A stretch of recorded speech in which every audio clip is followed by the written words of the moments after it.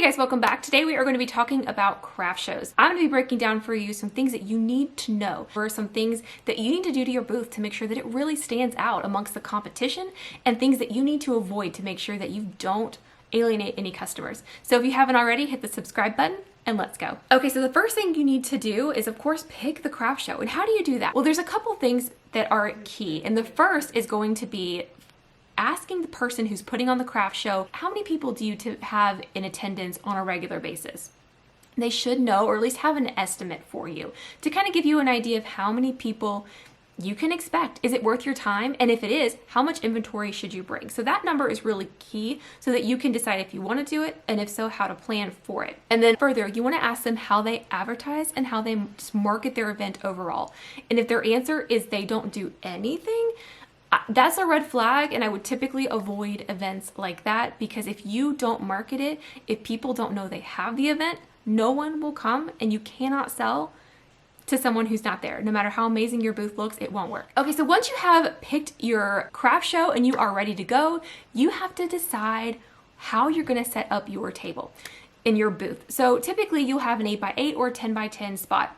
Now, if I'm at an outside craft show, I have a 10x10 tent that I put up, and I bring a couple of tables with me. Now, there is a couple different ways that you can do and set up your tents. Some people create the L, and I'll put on the screen here what I'm talking about. The L where it faces inward. So you have to walk into their tent to be able to see the L. This is nice, but it can be a turnoff to some buyers because they have to enter into your tent, if you will. And can be uncomfortable for some people.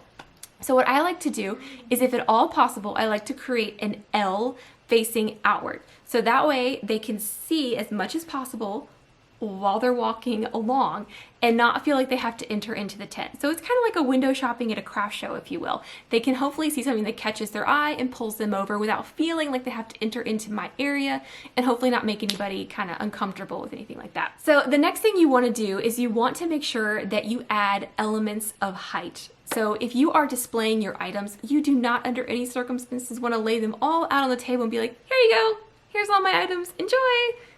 No. The best thing you could possibly do for your display is going to be creating different heights. And you can do this very simply and easily with stuff you have around the house that is just decor. Think boxes, think any kind of fall decor that you could just kind of stack on. I'll put up a picture here of some wine glasses that I had painted for a fall craft in the past, and I use that to stack candles as part of my display.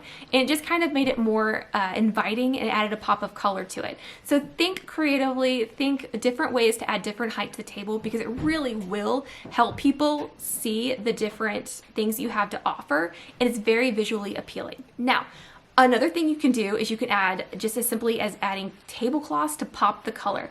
A lot of people will do this with black tablecloths, and that's a nice, sleek look. But if you want to, especially coming into the fall season, go bold, add some color, make yourself stand out. Anything that draws the attention of a customer's eye to you is a positive, because then you can then play on that and show them exactly what you have to offer. One other thing I want to mention as well is make sure that you clearly label your prices. So as people are looking by, if they're curious and stop for a second, they can easily see how much something is without having to ask you. That's key, because some people, they won't even bother to ask. They'll just walk away even if they liked it. They don't want to go into the, excuse me, can you tell me how much this item right here is? And it's just too much for them. So be sure that you clearly have it labeled. If you want, you can do something like this one here, where they actually put a sign up saying they took cash and Square and other payment methods as well. And if you're looking to take a Square payment and you don't already have Square and you're signed up for it, I'll link my referral link below. I believe it gives you up to $1,000 of transactions without having to pay a transaction fee on it if you use the link. So that's there in case you need it. Feel free to take advantage of that, because it is a nice little benefit. So yeah, just get creative with it. I hope you guys have a very successful craft season. If you have any questions, drop them below, and please like the video if you found it helpful at all. Thank you guys.